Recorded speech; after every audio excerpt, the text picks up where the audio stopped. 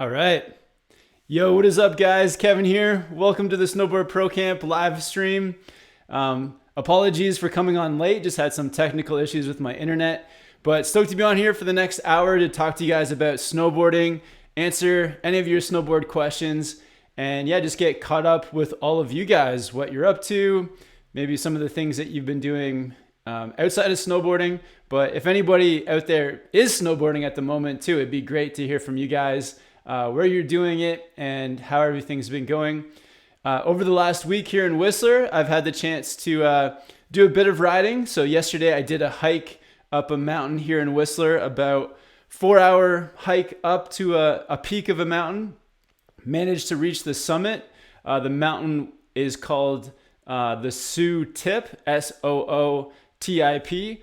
And I did it with my friend Andreas, and it was a really fun but tough hike, about 4 hours up, some very steep terrain, and then we managed to get some amazing like alpine riding up on from the mountain all the way back down to the trail. And so I had a really good day of snowboarding yesterday, and yeah, it was tough, but we had some good gear. We managed to get to the top, and it was sunny out too, so we could actually get some really good turns in. So that was awesome. And I think in Austria, there's still some resorts open, and Austria has recently opened their borders. So snowboarding in Austria may be possible for people to travel to. But before I go on, just want to give everyone a big shout out. Thanks for people for tuning in early. A few shout outs here for people for jumping on. Rob Gams, Nicholas Babich, Tomer, Andreas, Adam Searles, Keegan. Thank you guys all for tuning in super early. And yeah, I'll do my best to answer all of your guys' snowboard questions. And if you have a question that really needs answering and you also want to support the channel, doing a super chat is an amazing way to do it as well. Yeah, and I hope everyone out there is doing well. Let's see what the first question is going to be. We got Old Man Shredder on here. We got NGen. What's up, guys? Adrius is saying, just got finished snowboarding. That's awesome to hear. Skateboarding. Skateboarding is an awesome thing to do through the summer to keep your balance and help improve for when snowboard season comes back around. But yeah, shout out to everyone. My side done says, hey Kev, well done. I'm learning to kiteboard for the summer. Very cool. Kiteboarding, I've never tried that. That looks like super fun. I guess you have to have some good wind for kiteboarding, right? It's got to have a good windy day. Adrius, have you ever participated in X Games? No, I was never at the X Games level, not even close. But X Games is very cool. It's always fun to watch that on TV. I hope they still have the X Games going this upcoming winter, because it's always so much fun to watch. We got Sawa watching from Russia. Yeah, guys, also let me know where you guys are watching from in the world. It's always amazing to see where everyone's watching from. And yeah, for everyone over in Europe, thank you guys for staying up late to join in with the chat as well. Another update is I did buy 2 new pairs of bindings this past week. So I got some 2021 Union snowboard bindings. I got the Strata and the Force models. And super stoked to get back onto some Unions. I've kind of gone back and forth between different types of bindings. I've had Burton, Union in the past. Also, I've had bent metal bindings, and also now. So trying to, try lots of different bindings out. And this year I'm going back to Unions, at least with these 2 pair, because a lot of things have changed up in the Union binding. So I thought it'd be fun to get a pair of 21 bindings, take a look at them, test them out for you guys, and give you guys some feedback. But there's you can kind of see each pair over my shoulder. The green ones are the Forces, and the orange one are the Stratas. And they both have, the thing that stands out to me most about those bindings so far is the ankle strap. I feel like the ankle strap for me is one of the most important things of a binding, and I've been impressed with the way that Union's changed up their ankle straps over the last year or two. So stoked to try out those bindings this summer, hopefully. All right. So we got some questions coming through. Josh says, "Hi Kevin, just bought my first board and was wondering if the factory wax would last all season." Um, all season? No. So with wax, you definitely want to wax every 3, 4, 5 times you go riding, depending on how long of a day of snowboarding you're doing. But you do need to wax your board every few times you go, every 3 or 4 times. And yeah, depending on how hard you ride it. And you can wax it yourself. You can get a waxing iron, buy wax, and a scraper and some of the other tools. Or you can drop your board off at a shop and have it paid to be waxed. But even with factory wax, I feel like companies aren't putting on as much factory wax as they used to, or as sort of a durable of a product. So I would even recommend just waxing your board before the first time you ride it. Especially if you're not going to ride it for the next 3 or 4 months, I would definitely slap some wax on there yourself.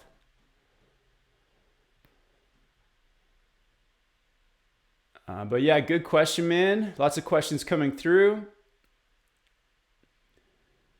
Joel saying, "What do you think of the Jones Frontier snowboard? I bought it for spring break. My ski trip got canceled." Sorry to hear that, man. I know so many ski trips got canceled in the spring there. I was supposed to have a group of friends come out for a visit to Whistler, and they had to cancel their trip. And I've actually never ridden the Jones Frontier, but I hope that once you get a chance to go snowboarding again, you get to ride that board and you enjoy it, man. Haley saying, "I want to learn skateboarding. Will I be able to pick up skateboarding easier since I can snowboard already?"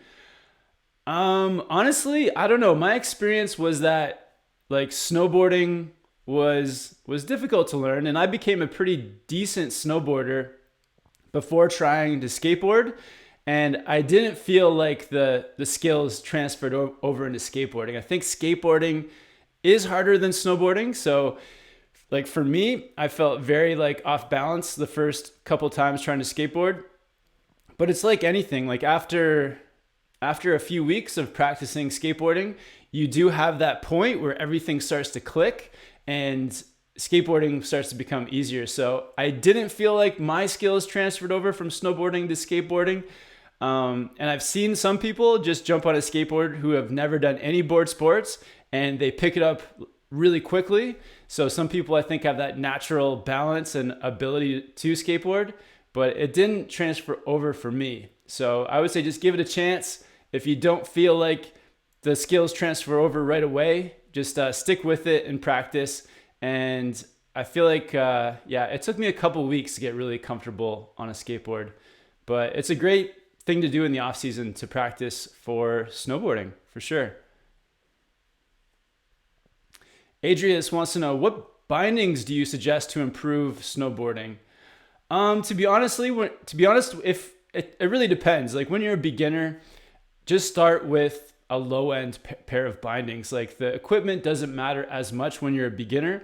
You're not going to use a lot of the high-end tech, but I would recommend to like somebody newer to snowboarding, a softer pair of bindings. And a lot of the entry-level bindings, the lower-priced bindings are a bit softer. So I would just go with that across any brand, and you should find a pretty decent pair. One brand I do like for new snowboarders though is Bent Metal, because they have some on the back, on the high back, there's an adjustment there that you can make, and the Bent Metals do a really good job of making it beginner friendly for adjusting your binding. So yeah, check out some Bent Metal lower price bindings, and I think you can't go wrong. Adventure Camp says, "How did you start on YouTube and get so many subscribers?" Good question, man. So I started in 2011, and at the time, in the back of my mind, I always was curious about making videos, about making tutorials, about sharing snowboarding. And I remember when YouTube started that I would see different videos popping up on YouTube about different topics in snowboarding. And I always just thought that I could do it. Like if I got a camera, if I put some effort into it, learned to edit, that I could do the same. I could put up similar quality videos to the videos that already existed that were getting hundreds of thousands of views. So yeah, the one winter I bought a GoPro. I think it was the very first GoPro to ever come out. I got a computer that I could edit with, and I just learned a few simple editing tricks and went out and started filming a few videos.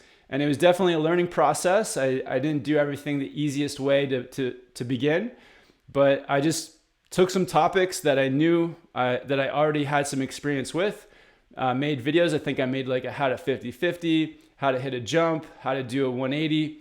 I just covered all the topics that I felt confident speaking about in snowboarding. And the videos caught on. People were interested in learning about those things.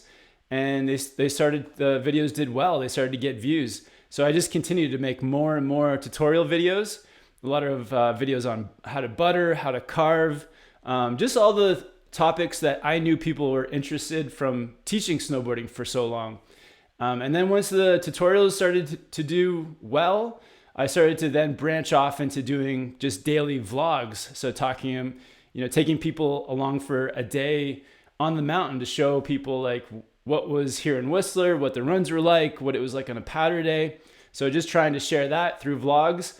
And then I also started to do some gear reviews. So talking about my gear, what I look for, and always just keeping it onto topics that I was interested in, but also topics that I thought people would also find interesting. So I just kept doing that. And yeah, some videos were a success. Some videos weren't, but I just kept with it because I enjoyed doing it, and it all paid off. So I would say if you want to start up a YouTube channel, just make content about videos that you like, about topics that you like, and maybe put that together thinking that there's other people out there that would share that interest. But yeah, good question, man. All right. Big shout out to everyone on the chat. We got 66 people on here, 24 likes. And yeah, thank you guys all for hopping on. Appreciate all you guys. It's awesome to see some of the names in the chat too that I get to see here every week. All right.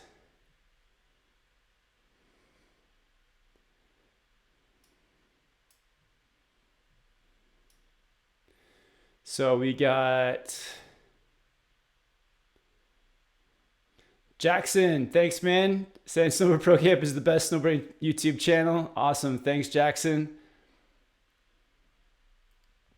And JD saying, do you use GoPros for your filming? Yeah, every year I just get the latest GoPro. I find that GoPro is always stepping it up. And with the GoPro 8, especially with the stabilization, they really took it to the next level. So the GoPro 8 stabilization for action sports, for filming snowboarding, has just made filming so much easier because yeah, you just point the camera, it stabilizes it. And yeah, the GoPros have been huge in like helping me to film, and they're easy too. The one drawback is you do need a lot of batteries for the cold. So I'll go up with like 6 or 7 batteries. But yeah, the GoPro is so indestructible. You can get it wet. You can get snow on it. You can fall with it. You can hit it into the snow or onto some like rocks, and it holds up pretty well. I don't think I've ever had a GoPro break on me.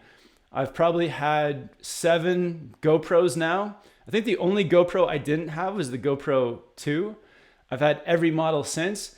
And yeah, they've held up. So I definitely wouldn't have been able to create all the videos I do without the GoPro. It's been huge. Joel Cummins wants to know, what is your dream car? Nice. I think it would be fun to have a truck that I could put a couple of snowmobiles on. That would be maybe my dream.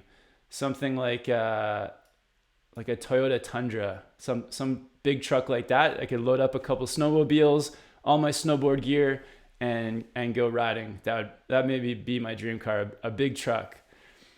Tyler with the super chat. Thanks for the support. Tyler says, planning a trip to Whistler, BC from Ohio this coming January.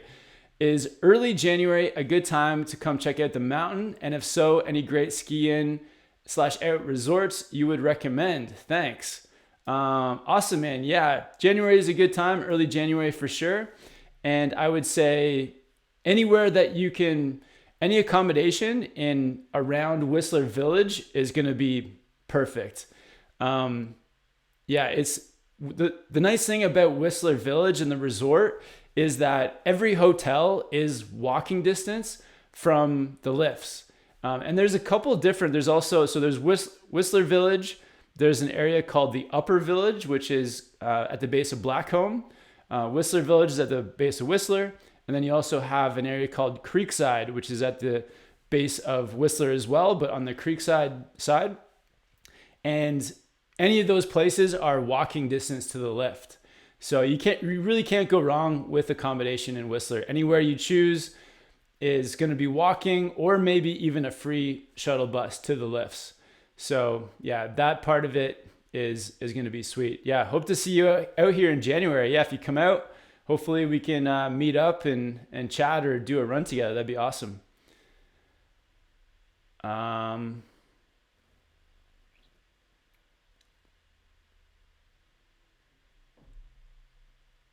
And Evan saying that skateboarding helped him progress in snowboarding. That's awesome. Yeah, I did feel once I got used to skateboarding, I definitely felt the balance transfer over into snowboarding for sure.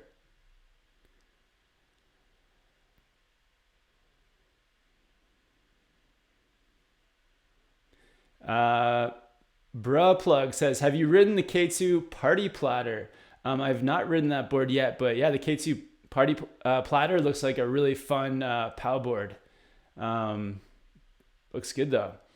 Eddie, top 3 favorite resorts you visited in the US?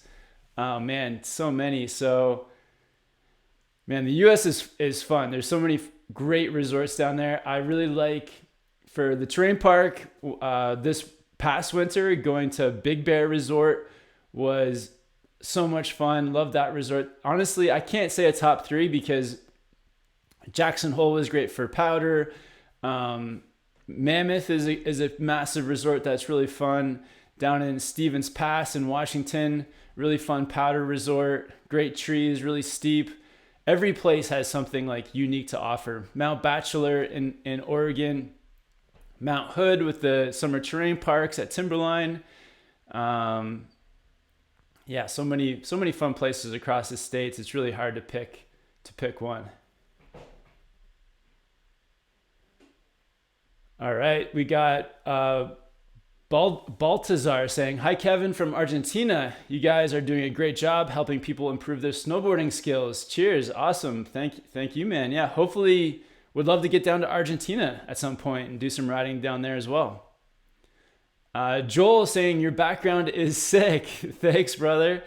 Yeah, I've been working, since we've kind of been locked away and not being able to snowboard. I've had some time to try to improve the Snowboard Pro Camp studio here. So I got a better camera for filming the live chat, got the better microphone, and the background has been coming along. So appreciate it.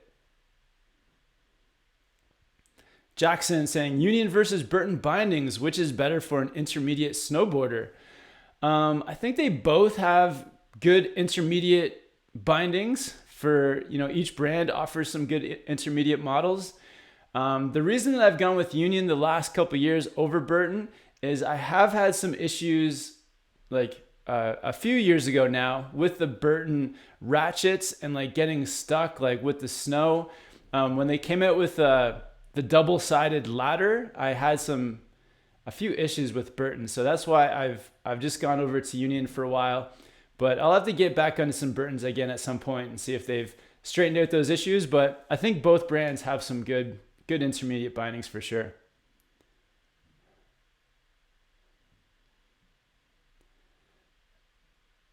All right, we got Andreas on the chat, Rob McWilliams, Baltazar saying, what can you say about Adidas boots? Nice, man. Yeah, so my snowboard boots the last few months have been the Adidas Sambas, and I really like them. They're comfortable. I tried them on in the store, had them on my feet for like 30 minutes, walking around, making sure there weren't any weird pressure points on my feet.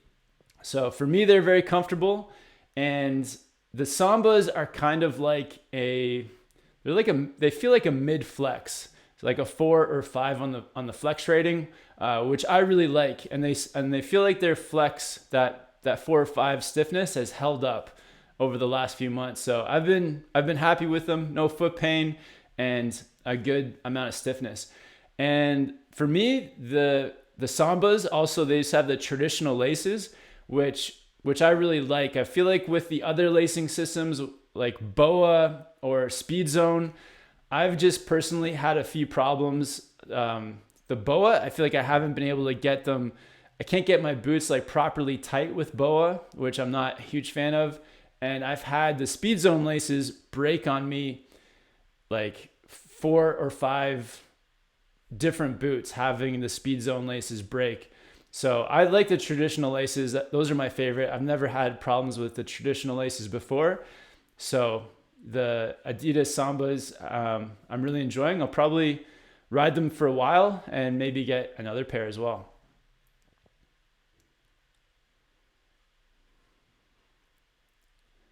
And I actually just ordered, or I just got in the mail a pair of Adidas hiking shoes. So I got the Adidas, can't remember what they're called, but they're like the Adidas hiking shoe, and they're like super comfortable as well. Oliver says, "Hi Kevin, why do you switch boots so often?" Good question, man. So, well, there's 2 reasons. One reason is that when you're snowboarding 4 or 5 days a week, your boots just get worn out. So, like, if you like a boot that's a stiffness of like a medium stiffness, after 3 or 4 months of riding every day, they just start to break down and they get soft. So you need to get a new pair of boots.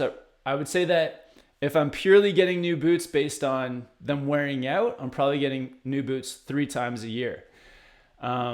Because when they start to wear out, you start to feel like you don't have the same amount of ankle support. So having the good ankle support is what you want for performance, but also just to keep your ankles and your feet and everything safe and intact. But on top of that, I've experimented a little bit with trying different models and brands of boots. And sometimes when I'm trying out different boots, I find that the boot is just like not for me. It just doesn't work out with the different lacing systems, or just with comfort and how they're not comfortable on my feet. So that's probably been the thing that's made me change boots the most, is just experimenting with boots and then finding out that they're just not for me. So that's why I end up switching. But yeah, hopefully ideally you just want to find a comfortable pair of boots that work well for you, and you stick on those as long as you feel like they're working out. And Snowman88 with the super chat. Thanks for the support. Snowman says, "Hi Kevin, have you ridden the ride Warpig or Super Pig? And what do you think?" I have not ridden those boards. I know TJ, Board Archive, he's done reviews on both those boards, and he's even done a video comparing the Warpig versus Super Pig. So maybe check that out. But yeah, it'd be fun to get on those boards. I know that the Warpig at least is a very versatile board. You can ride it the whole mountain, or you can take it into the park. So it's kind of like a mid-flex kind of all-mountain free ride board. And I think the Super Pig is more of like the just more strictly all-mountain type board. So the Super Pig is going to be stiffer, and it's going to give you more stability riding in big mountain terrain and for carving and stability at high speeds. So I think that's the main difference between the ride Warpig and Super Pig. The Warpig is fun, all mountain, free ride, and take it into the park, where the Super Pig is a bit more of that like high speed board that gives you a lot of stability. But yeah, appreciate the support. Snowman 88.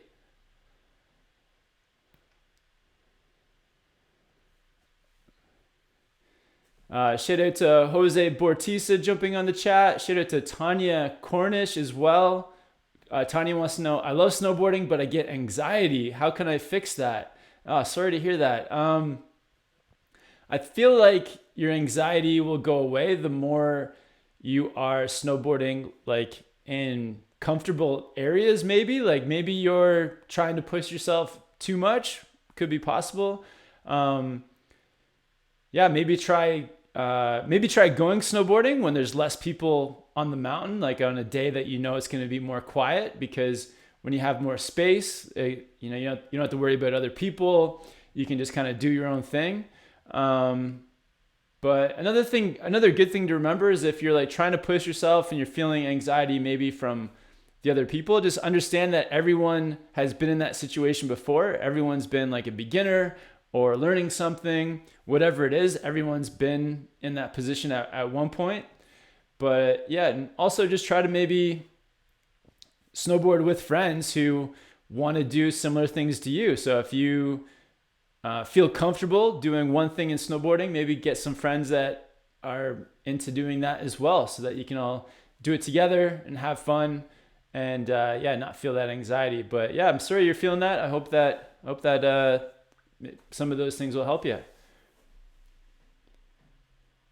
Trevor is saying that he rides soft boots and it's all preference. Yeah, definitely. I feel like different people prefer different stiffnesses of boots or bindings or even snowboards. So it's definitely about finding that preference for sure. I prefer like a soft to mid soft boot, like a 4. Like a 4 is my sweet spot.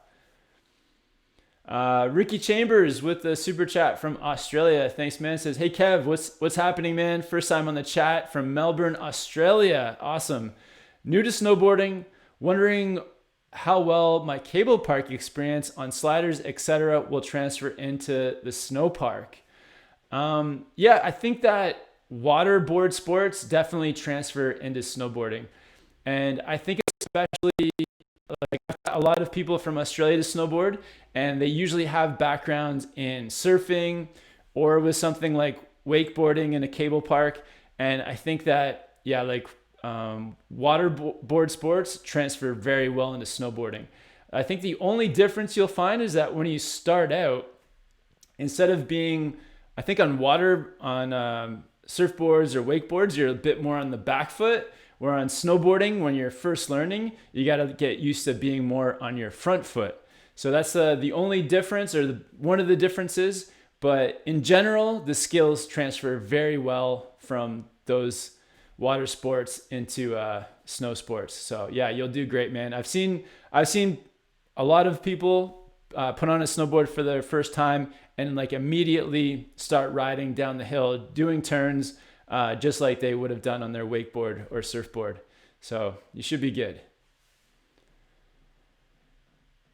Danny says, watching your videos made me want to transition from skiing to snowboarding last season. Awesome, man. That's one of the goals for sure. Get more people into snowboarding. That's great to hear, Danny. Awesome, dude. Carrie saying, just registered my interest in Oz to travel to New Zealand to start the travel bubble without quarantine in July. Fingers crossed. Awesome, Carrie. I hope that you guys can get to go to New Zealand. I hope Australia and New Zealand opens up to the rest of us as well. But yeah, I hope you guys get to do a snow trip to New Zealand. That would be awesome. So I guess as an Australian, you're saying you need to like register to be approved to go. I hope all that works out well, and at least travel between New Zealand and Australia. That would be, if that's like one thing that could happen, that would be great.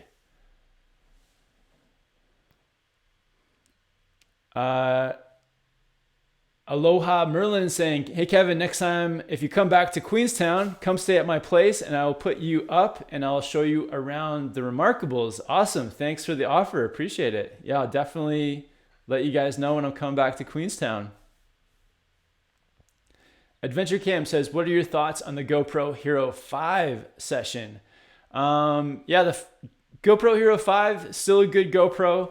I would say since then though, they've made the stabilization has gotten like so much better with GoPros. So the Hero 5, the footage, the video is still going to come out pretty shaky. So it kind of depends on what you want it for, but I'd recommend going for something like, I'd recommend the 8 just because the stabilization is insanely good. But the GoPro 5, it still works. Even the session model, it'll still get the job done. It just kind of depends on what you want it for. Anthony wants to know, so what do you do now? Still trying to snowboard. Yesterday, hiked up to the top of a mountain here in Whistler. And yeah, difficult hike up. Had the snowshoes, had some hiking poles, had the snowboard strapped to my back on my backpack. And yeah, managed to get some really good turns in up in the alpine of one of the mountains around here. So still hiking, still snowboarding. And hopefully if countries open up, we'll be planning a snowboard trip to somewhere where we can snowboard.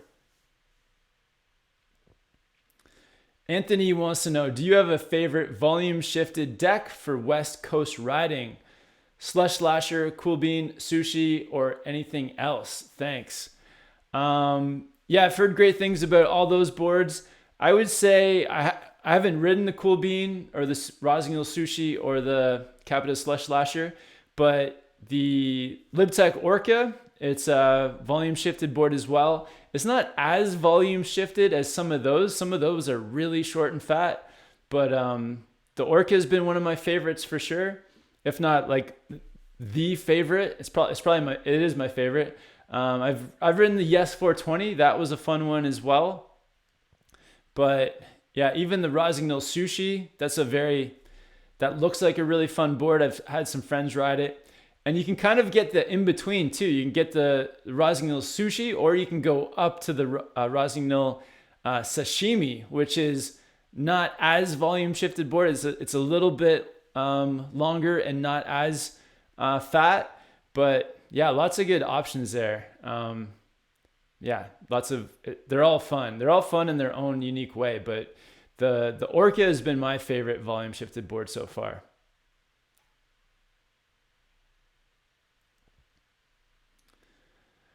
Tyler with the super chat, thanks man, says, would you ever run Burton step-ons on your personal setup? Just track down a pair to go on my Burton custom.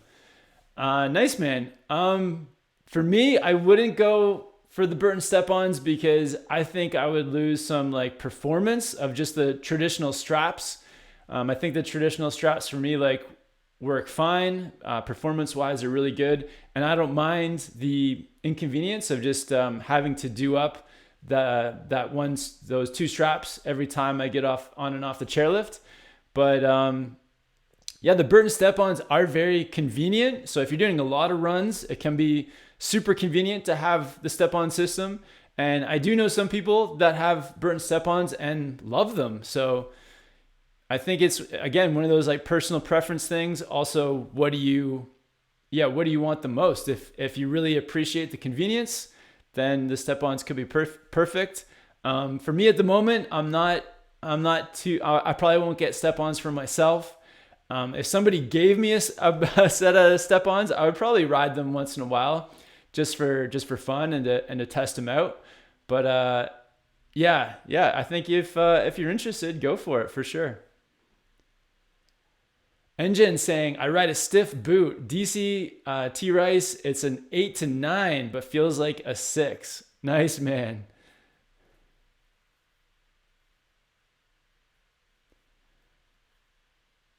Oh, Justin Visey saying the biggest difference between the Super Pig and the War Pig is the Super Pig is camber and the War Pig is flat. Awesome. Good to know. And Rob saying that he has the step-ons and he'd never go back. So there you go. Some people love the step-ons.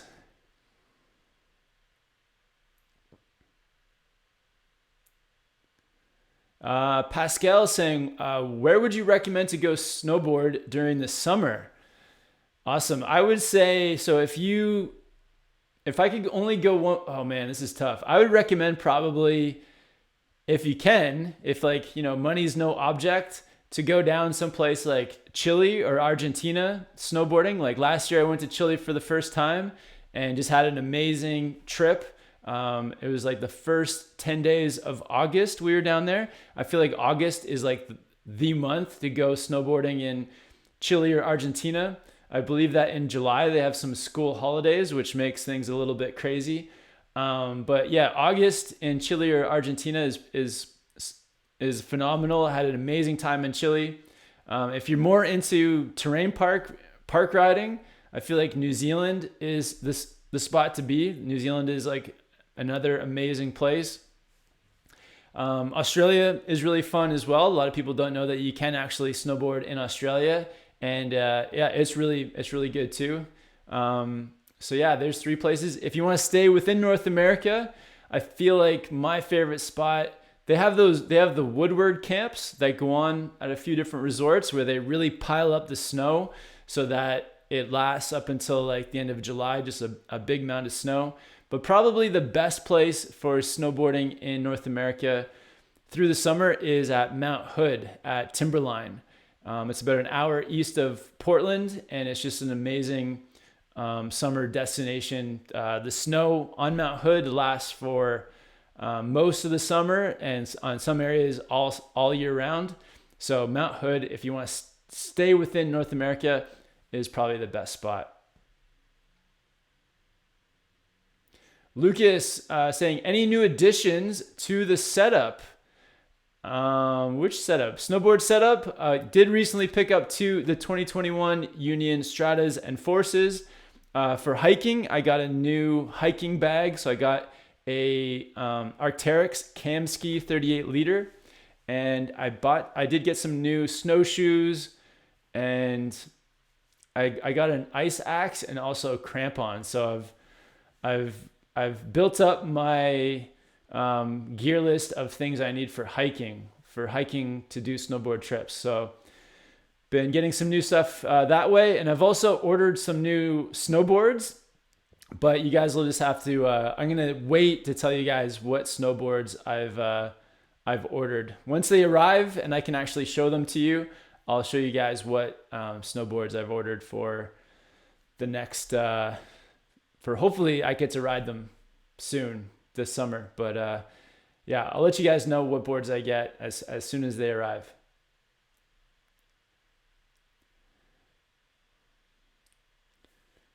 Awesome, guys. Thanks again for everyone for tuning in. We've got 84 people on the chat, 45 likes. Appreciate it, guys. And yeah, stay tuned, guys, because I have one video ready to go for you guys, and it's a gear video, and I talk about gear that has really made doing snowboard hikes a lot easier. So I run through some of the gear that has just made hiking to find snowboarding just so much easier. So that video is coming out soon.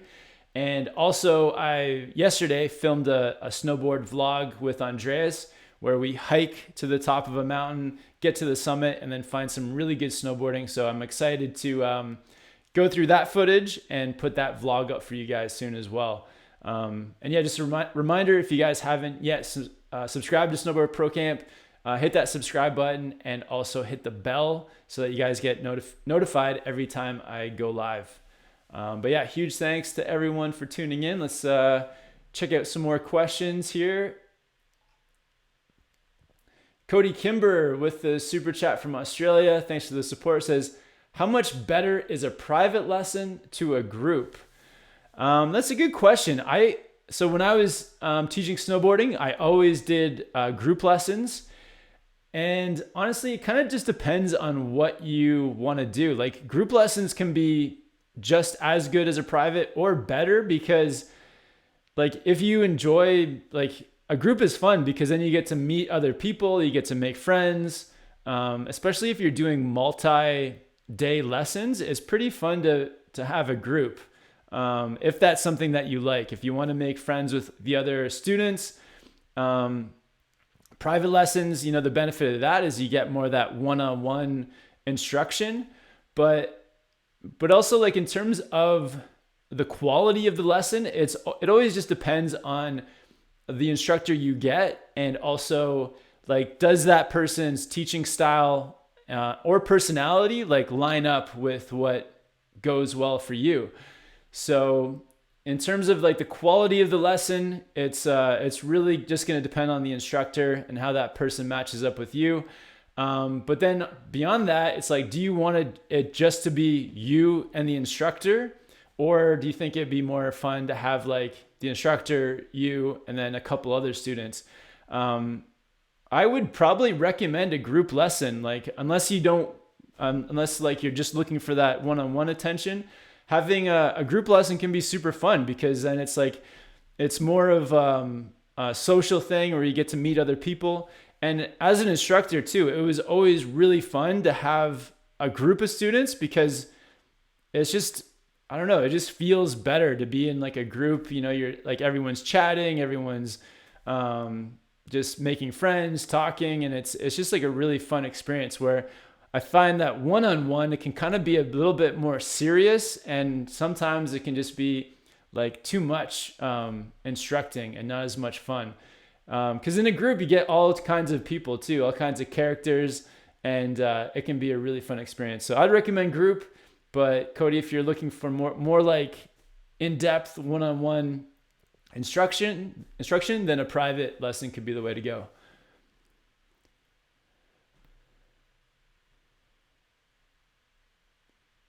Board Through the Pain says, I got anyone on a camp out cabin style close to Snowshoe if y'all want to shred. Awesome, man. Where is Snowshoe? Is that in Utah or Colorado? That'd be fun. That'd be super fun to kind of do like a camp / cabin trip and be able to do some snowboarding. That'd be awesome, man. Quick shout out to all the moderators on here as well, keeping the chat clean and organized. I can see some deleted messages, so yeah, appreciate it. El Stacker, where is El Stacker? I haven't even seen him on here.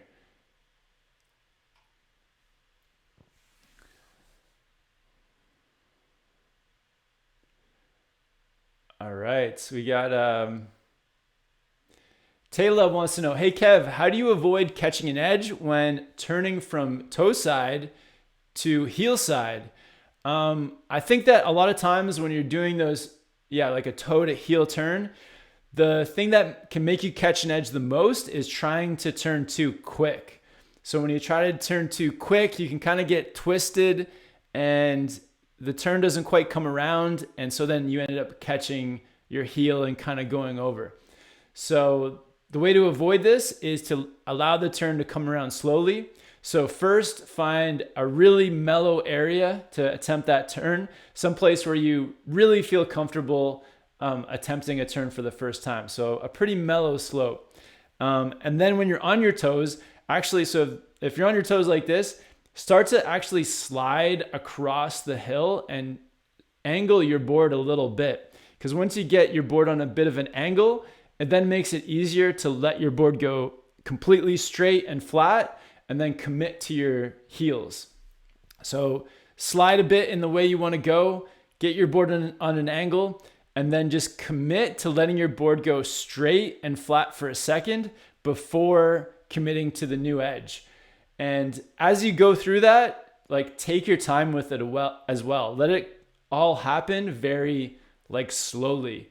So yeah, give that a try. Just the toe slide, letting your board slowly go down and then slowly straight and then rocking onto your heels. I think that'll help you avoid catching that edge. And the first time you do it, or like even if it's you attempt it a few times, you can get somebody to hold your hand for the first like few successful turns, just to give you like a bit more confidence.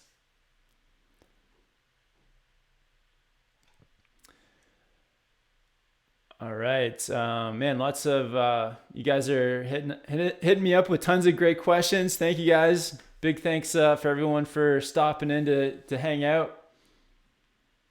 Tomer wants to know, how do I build up to jumps and get over the fear? Because where I go, we rarely get jumps, and building up with small jumps or side hits isn't possible.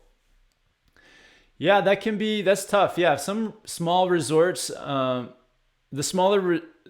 small resorts really don't want you doing side hits too, which can be tough when you're trying to learn.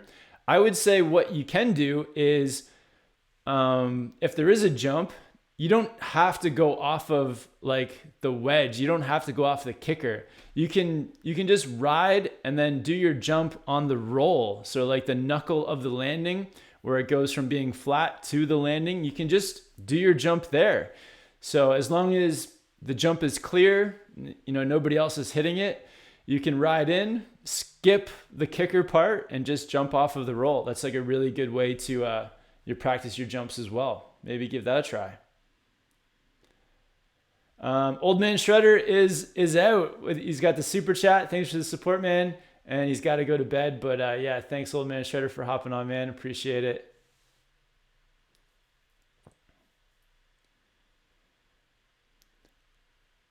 All right.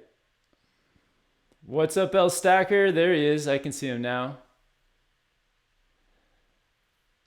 Nancy says, I had a private lesson with an instructor. He kind of jumped steps in the instructions. I knew because I had watched your videos before taking it. Awesome. Learned more with you. Nice. Well, I'm glad that you did both. Yeah, you checked out the beginner videos, which kind of filled you in with all the steps, and then you took the lesson. That'd be yeah, that's cool. Some instructors, like everyone has like their own way to teach too. So if he skipped over some of the steps that I do, like I'm sure a lot of instructors have ways of teaching and steps that maybe I don't even know about. So that's it's cool that you get both. You get the private lesson and you get the video lesson.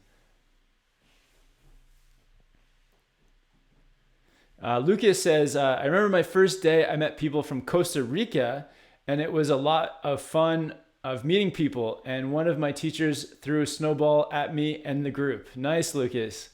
Yeah, so it's super fun. I find like when I was teaching snowboarding and having like a group of people and they were all from like different countries or like different backgrounds, it was so cool because that one person would be from like Costa Rica, somebody else would be from Mexico, somebody would be over from like England, somebody from Australia. So having this like big group of people from all over the place was so much fun, and then everyone coming together to learn to snowboard. Daniel Z saying, it can be fun in groups if the people in your group is the same level. It is like riding with friends. Everyone is pushing everyone else to learn stuff. Yeah, good point too, that it is really fun when everyone is the same level. So that's one thing. If you go for a lesson, like, yeah, be very clear about the lesson, the level you're at. And if you do feel like once the lesson starts that it's either too difficult or too easy, just like communicate that with the instructor, like as soon as you can, so that they can put you into the right group. And yeah, sometimes they try to like squeeze groups together or whatever to kind of fit people into the same group. But if you're a different level than somebody else, either you're too good or you're just not at that level yet, then they can always throw in another instructor to break up that group. So yeah, definitely it can be more fun, and then especially when everyone is like the same level. Jose Bortisa says he's going boarding in Virginia. Very cool. You can snowboard in Virginia now?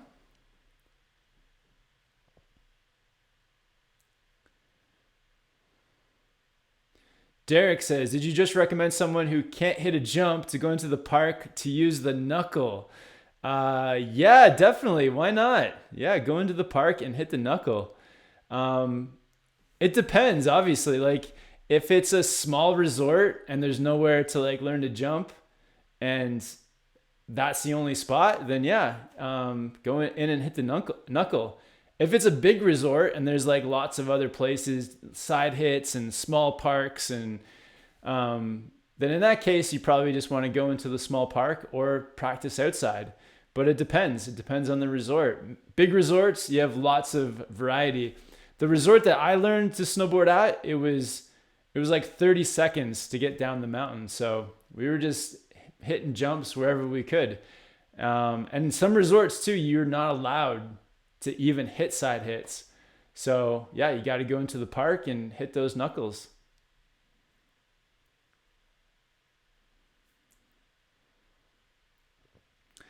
Josh saying, my first day of snowboarding was back in November, and now I can't help but laugh at all the times I basically ate, you know what, my first couple of days. It's kind of cool reflecting on how far I've progressed. Awesome, Josh. That's amazing, man. Yeah, sticking with it. It's like snowboarding is one of those things that's very rewarding because at first it feels so tough. But then after 3 or 4 days or after a season, like your progression is just massive. There's like a joke within in like the snowboard instructor world as well, where they say like, what's the difference between a snowboard instructor and their students? And the answer is like 3 or 4 days. And it's true because in 3 or 4 days, you can progress like quite a lot. El Stacker wants to know, any plans for Mount Hood? Not yet, because I'm just waiting to see if the border between Canada and the US opens. So if the border opens, I'll definitely be making Mount Hood plans. And yeah, El Stacker, hopefully I'll see you down there, man. Tony says, hi, Kevin. How did you find St. Anton, Austria? I found the lift system weird, as a lot of lifts ended with a bit of a walk, often uphill, and found it a bit border unfriendly. Oh, so like the resort was unfriendly. Oh no, I think my battery just died. Do I have another one? I do.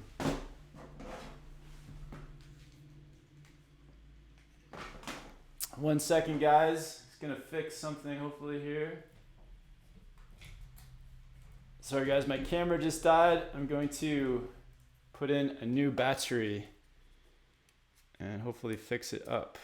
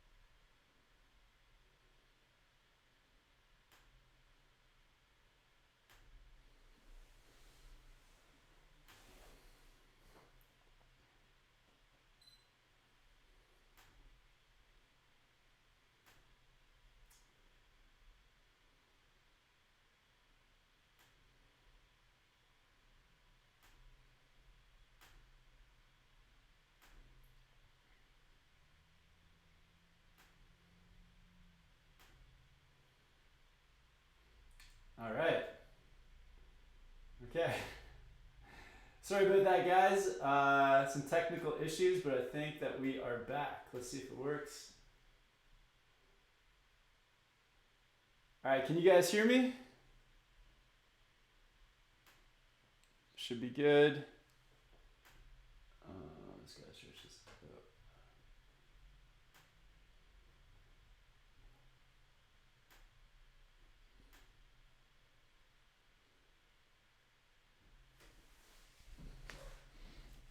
All right, sorry about that, guys. Some technical difficulties. Yeah, let's see if this works. I think I'm back. All right. Cool. All right, sorry about that, guys.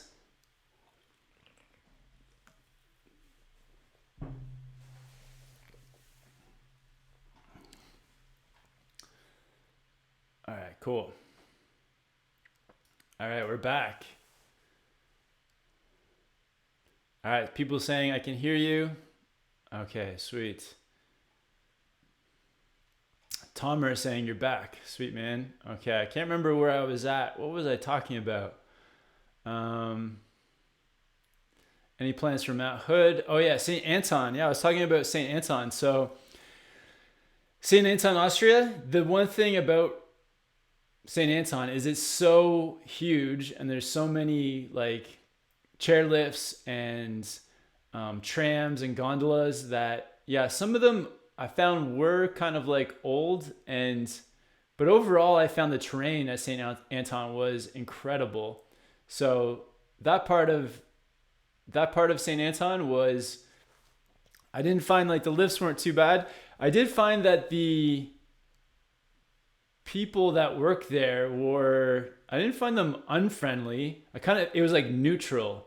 It was like they weren't overly friendly, but it was kind of like a very neutral. I feel like Austria is a little bit like that. They're not like an overly like friendly people. I don't know if I want to say that, but at the resort, it just didn't feel like, yeah, I kind of got that unfriendly feeling a little bit for sure. Some of my best friends are from Austria too, and there are some super, super friendly people in Austria as well. All right. Yeah, sorry about that delay, guys. Let's do a few more questions. Thanks everyone for holding on, for sticking around through the technical difficulties. Baking Soda says, what are your plans for your own progression next season? I found it incredibly beneficial to see others progress. Yeah, I'm the same way. Like when I'm riding with other people that are like pushing their own riding and better riders than I am, that really motivates me to, get better at snowboarding too. So, want to keep riding with other snowboarders that push me.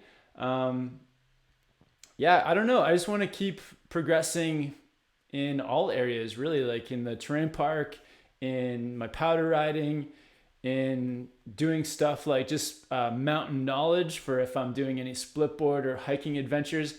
At the moment, the biggest progression for me has been learning about some of the gear that makes hiking for snowboarding just much easier, because it's pretty tough. Like you could be hiking for 4 or 5 hours up a mountain, and if you don't have the like proper gear, it makes it almost impossible. So I've been progressing mostly with learning about just hiking and the gear for doing snowboard adventures without the resort and without chairlift. So that's where I've been progressing most at the moment. But yeah, definitely want to progress in all areas. My Side's Done says, when are you coming back to Morzine? Yeah, you want to. Yeah, Morzine, France, in Port du Soleil there. That was one of my favorite days of snowboarding for sure, was up in Morzine in France. And yeah, making that video too, the day that we made the video in Morzine was incredible. So would love to come back. Yeah, love the town, love Morzine and Avoriaz. And we'll have to get back there sometime. I think that's my favorite ski town I've ever been to. It was like one of the oldest towns I've been to for skiing. So that was awesome.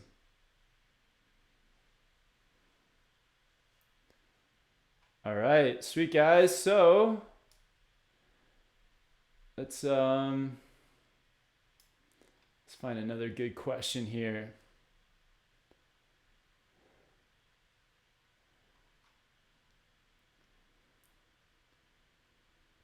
Oliver is saying, can you do tame dogs or wildcats, Kevin, or would you like to learn them? I'm good at doing those tricks on a trampoline, but taking them to the snow has been difficult. I've tried a few. I've like come close, but have not landed a tame dog or like a front or back flip yet. But I think I think with the right snow conditions and maybe like a few trampoline sessions to kind of get all that air awareness back in for doing flips, I'm thinking I can get it. So that could be like, that's a really great goal for next winter.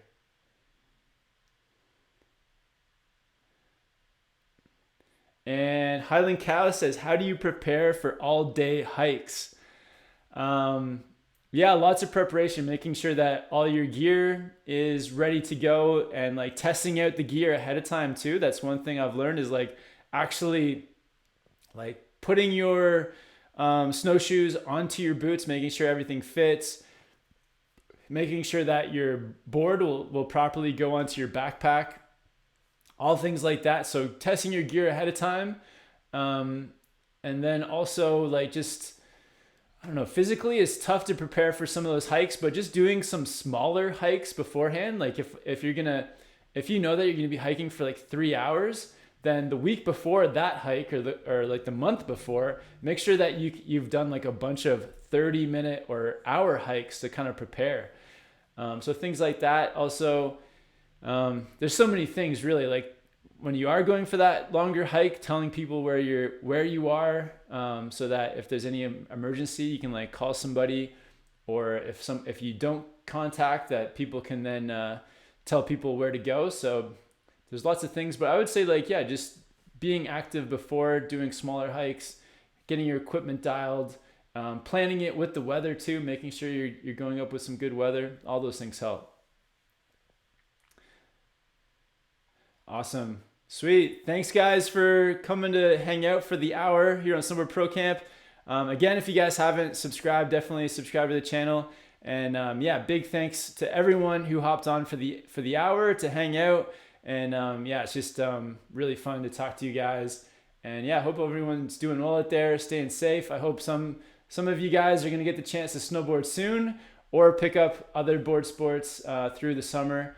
But yeah, here in Whistler, the plan is going to be to continue to hike, find some snow, but also hopefully get to do some trips into some other countries once the border opens. So yeah, thanks again everyone for hopping on, for tuning in. I'll see you guys on the live chat next Thursday, same time, Thursday, 3 p.m. Pacific time. And yeah, I hope you guys have a great rest of your week. Awesome. Take care, guys, and I'll talk to you again soon.